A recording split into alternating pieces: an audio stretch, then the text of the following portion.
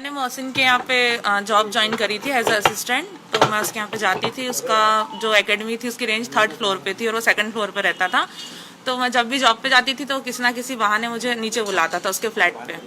मतलब आप मैडम अभी बच्चे आए हुए नहीं, ऊपर आप नीचे ही बैठिए मेरे साथ, ऐसे ही कुछ बातें करते हैं ये वो। तो एक दिन मैं जब गई थी उसने मुझे नीचे बुलाया तो उसने मुझसे पहले कुछ अश्लील बातें करी, उसके बाद मेरे को बेड टच करा।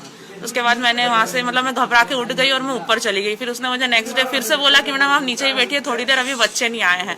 तो मैंने बोला सर मैं जॉब करने आती हूँ, मैं ऊपर रेंज में बैठूंगी, मैं आपके घर में नहीं बैठ सकती हूँ। फिर महीने भर तक उसने मुझसे यही ऐसी अश्लील बातें करना, मेरी जाति को लेके कुछ बोलना, बेड टच करना, उसने ये सब हरकतें करी और वो मेरे सामने दूसरी लड़कियों के साथ भी ये सब करता था। फिर मैंने एक दिन उसको बोला, मतलब लड़कियों को मैंने बोला कि हम इसकी कंप्लेंट करते हैं, ये सबके साथ ये हरकतें करता है। तो वो उसने मतलब लड़कियों को मेरे खिलाफ भड़काना चालू कर दिया कि मैडम तो ऐसी है, तुम मैडम के चक्कर में मत पड़ो ये वो।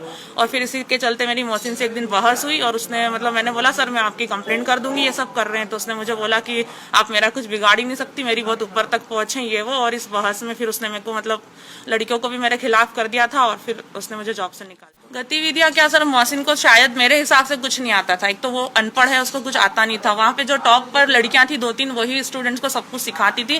मोहसिन सिर्फ 1-2 घंटे के लिए ऊपर आता था, यही फालतू की बातें करने, लड़कियों से छेड़छाड़ करने, मुझसे डबल मीनिंग बातें करने, ये सब करके वो नीचे चले जाता था। कोई ट्रेनर नहीं था, कोई ट्रेनर था ही नहीं, स्टूडेंट ही स्टूडेंट्स को सिखाते। धर्म को लेके, मेरी कास्ट को लेके उसने मुझसे मतलब चिढ़ा देता था मुझे, मैडम आप तो इस कास्ट से हो, आपके यहाँ तो ऐसा है वैसा है, आप तो नीचे जाति के हो। हाँ लगा, मुझे लगा वो सारी लड़कियों का ब्रेन वॉश करता था। वो कलावा नहीं बांधने देता था किसी को।